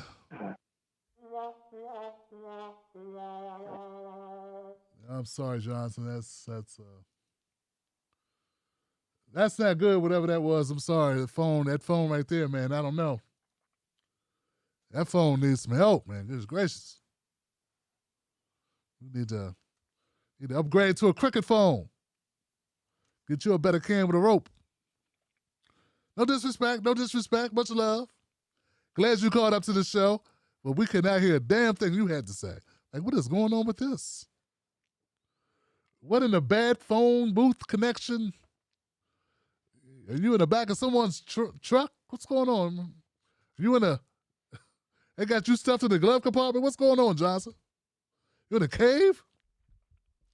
I want to thank everybody that called in tonight. We had the usual suspects with a couple additional folks call up and speak truth to power. I appreciate that. This show don't make itself. We got the Wolfpack in the house. What's up, Wolfpack? So, wow. It's another Friday. We were able to do what we do. It's always good. Give it up to all the callers that called in tonight. Thank you.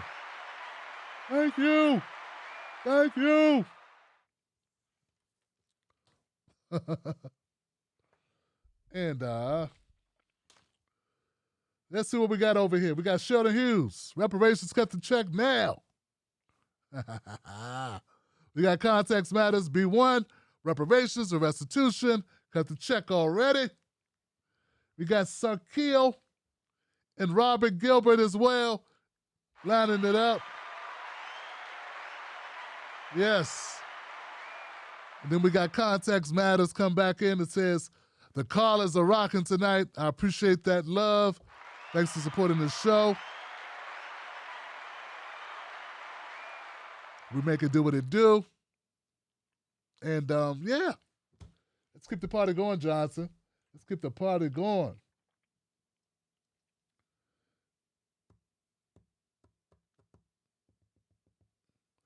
So, yeah, man, I don't want to harp on it. So anyway, next week we look forward to more shows. We got more going on. We got the Tim Black Podcast. Go to timblackpause.com. Become a member of that. Support that show. Follow the Tim Black Podcast. What else? What else we got going on? So much to do. I want to thank my moderator, Sign of the Times. Thank you, moderator, Sign of the Times. I want to thank people that are members of the Tim Black Wolfpack. Yes. I want to thank those folks who got my newsletter. Did you get the Tim Black newsletter? Let us know if you got the newsletter. What'd you think? Holla back. How you doing? What else? Shout out to Robin M. Thank you, Robin M., for supporting the show. Keeping it going. What else? I guess that's it, Johnson. That's all I got tonight. I'm Real Tim Black on Facebook and Twitter. I think I'm still on Facebook. I don't know. It's always some crap on Facebook. Always some crap. What else, guys? That's it. I got nothing but love for you. I'll see you on the next one. Yeah, let's do that. Remember, guys, don't let anybody take your cornbread. Keep your cornbread. And remember, if they can't cut the check, then we can't get them to vote. They don't have to work with us, Johnson. How you gonna have us be your major supporting block, but you ain't showing us no major support? What's up, Johnson? What's happening? I could go down a list of things. I'm not going to do that right now. What I'm going to do is direct you to check out the archive on the Tim Black Show. We got a number of videos covering a number of topics. So I'm going to leave it there. It's serious business, guys. Wolfpack is so serious. Give it up for all my Patreon supporters, my supporters on Facebook, my supporters on YouTube, holding it down. Number love for you. Keep your head up, Johnson. We'll be back next week. I'm going to have some videos to put out this weekend, actually. Got to clip some of this out and make videos. Wolfpack.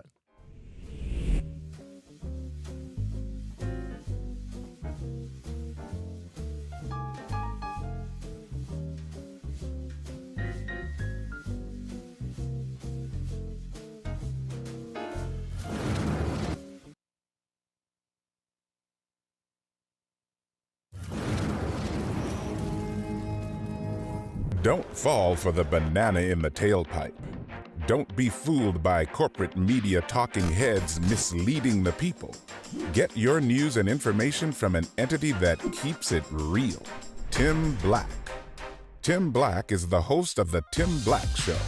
Independent news that leaves you informed, inspired, and sometimes entertained, but always in the know. Go to timblacktv.com and sign up today. The Tim Black Show is news for people who can't stand the news. See you there. Tim Black. Tim Black is the host of The Tim Black Show. Independent news that leaves you informed, inspired, and sometimes entertained, but always in the know. Go to timblacktv.com and sign up today. The Tim Black Show is news for people who can't stand the news. See you there.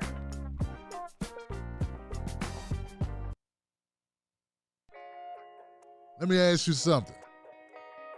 Do they know us? When I say they, I mean the talking heads on cable news. Do they know you? I mean, they talk about the world as if it's a sport.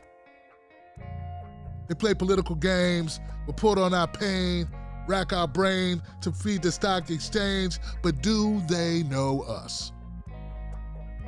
Do they know what we care about? Nope. They're too far away. They can't see us. They can't feel us. They can't relate to us. See, when you want to know what's going on in your world, trust someone who lives in your world. Subscribe.